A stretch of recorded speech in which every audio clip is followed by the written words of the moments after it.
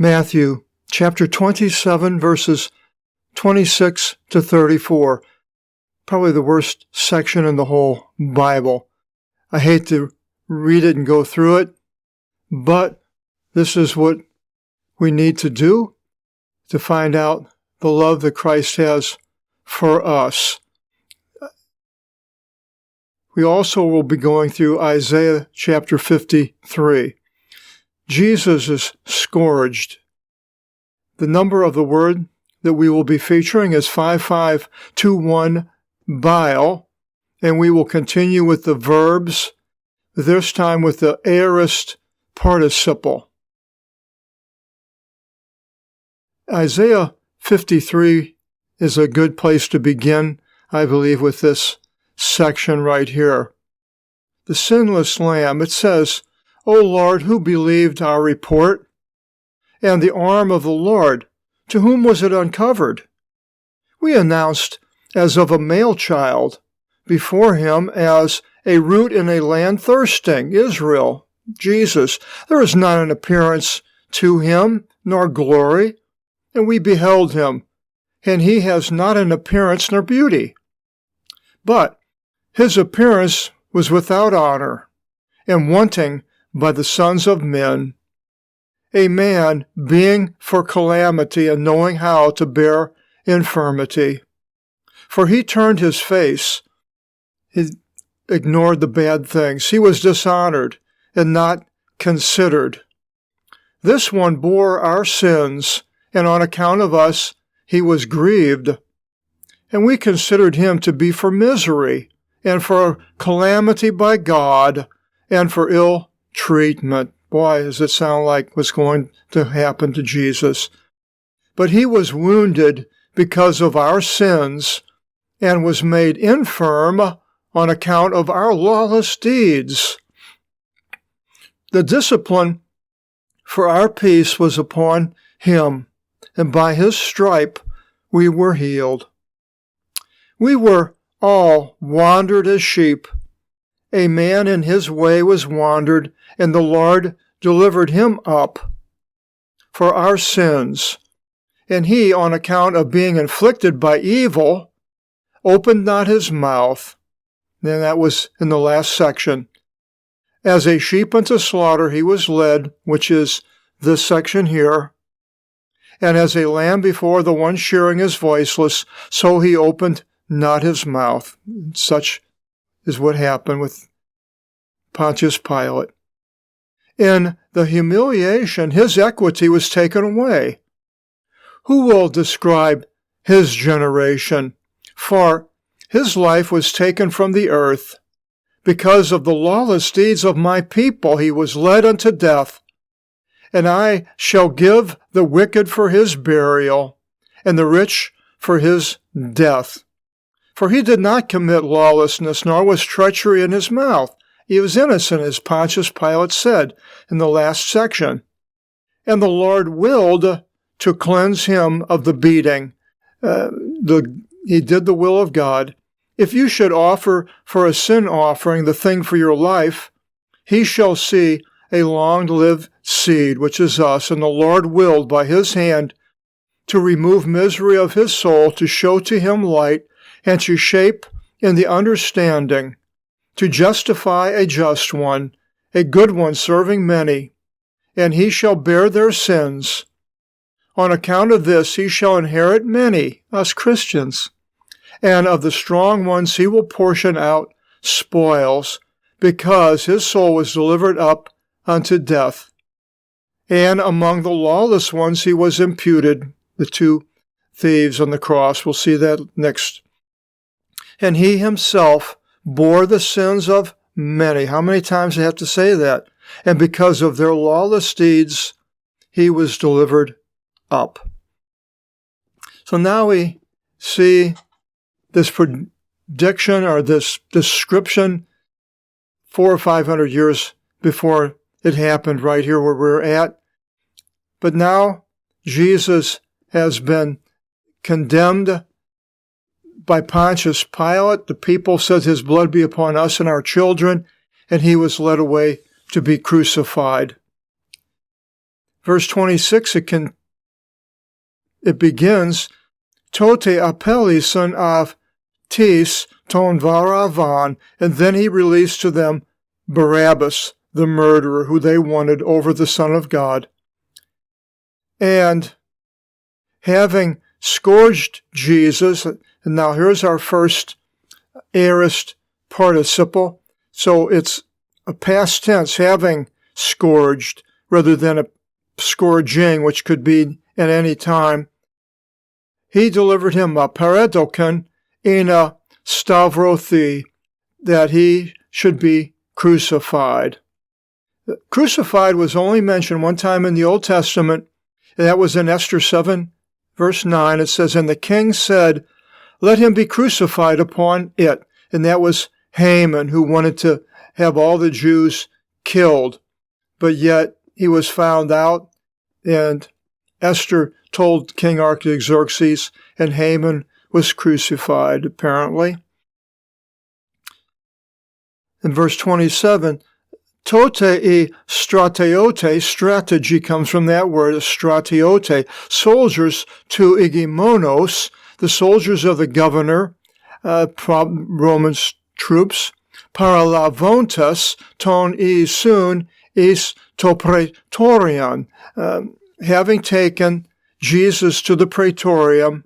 This is another aorist, past tense, having taken to the praetorium, the place where the Roman ruler stayed. Sinigagon ep afton olentin spiron. They gathered against him all the cohort. The cohort was a form of military of the Roman army, a certain size of the cohort. Ke ek visantes afton, and having stripped him, periathikon afto, lasmitha, they put on him a military cloak.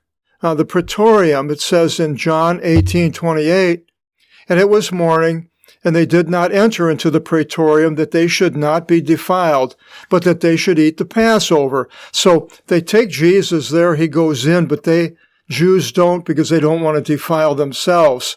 They defile themselves by delivering up the Son of God, though instead it was a scarlet cloak, which would have been a Roman centurion or a Roman ruler's cloak. So they're making fun of him by dressing him up as somebody special, but having taken his clothes off.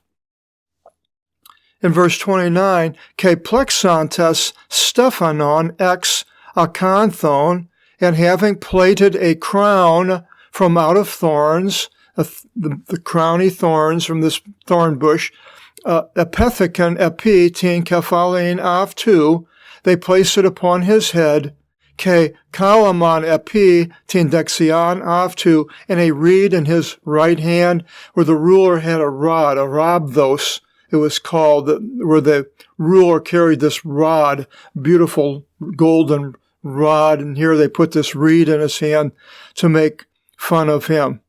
We see this predicted in Isaiah 28:5. It says, in that day the Lord of hosts will be the crown of hope, the same word, the one being plaited of glory to the one being left behind of my people.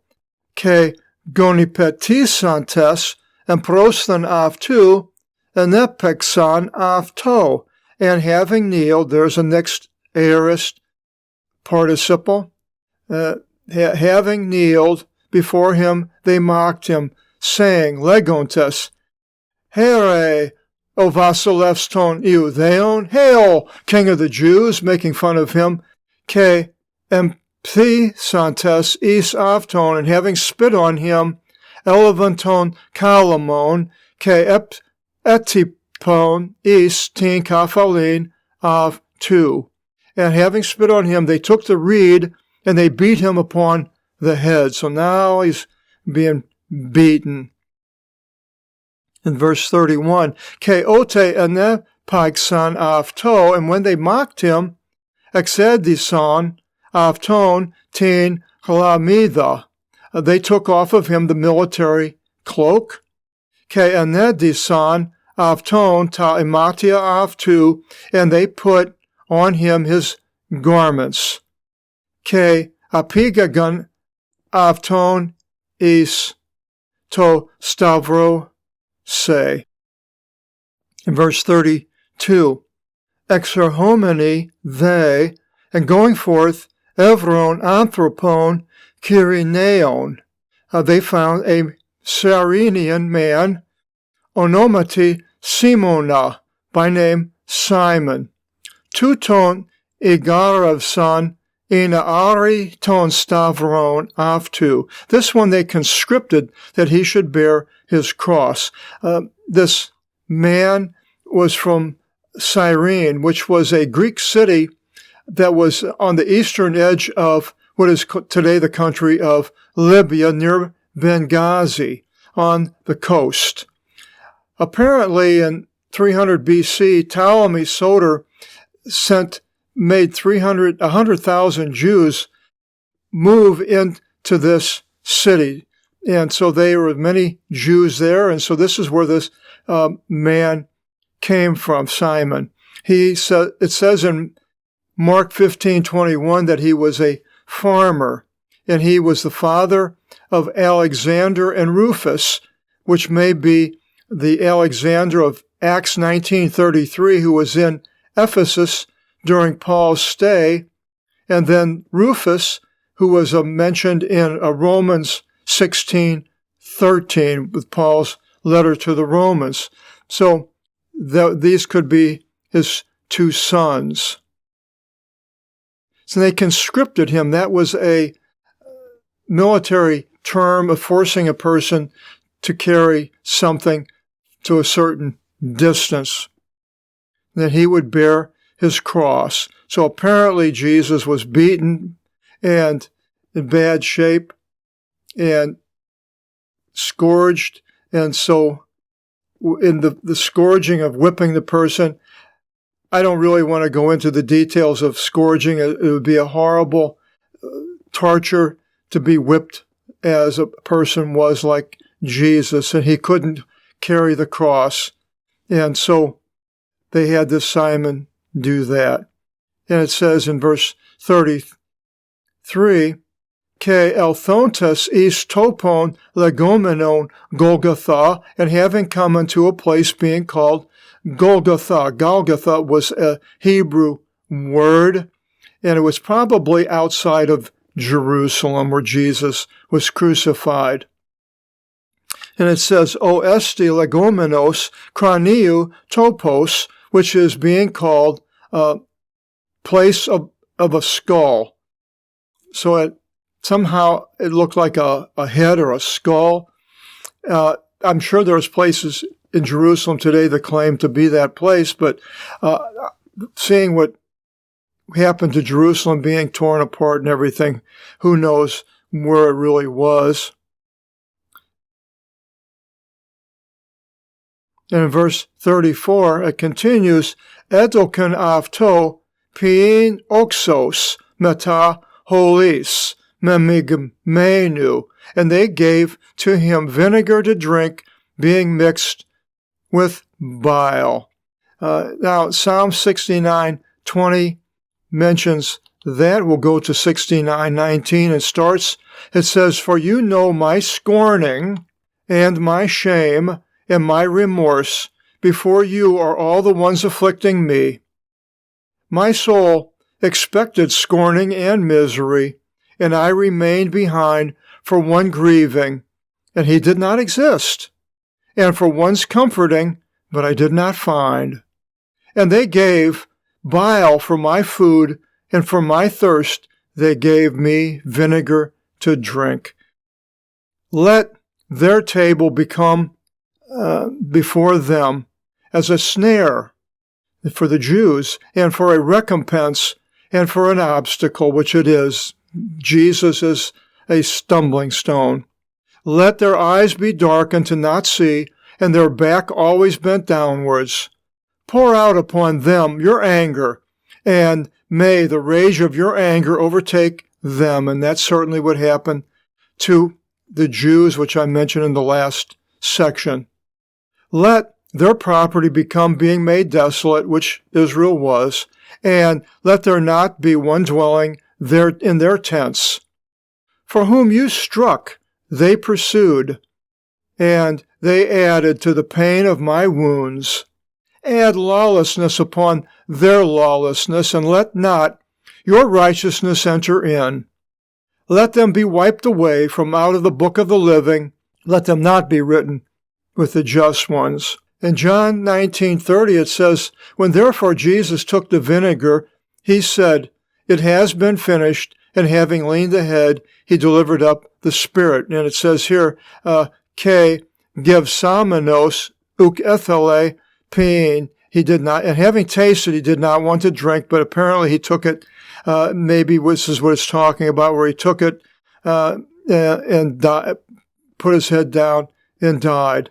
But Job 16:13 has a portent of this, where Job says, They encircled me with lances, casting into my kidney, not sparing. So they couldn't have been Job because he lived.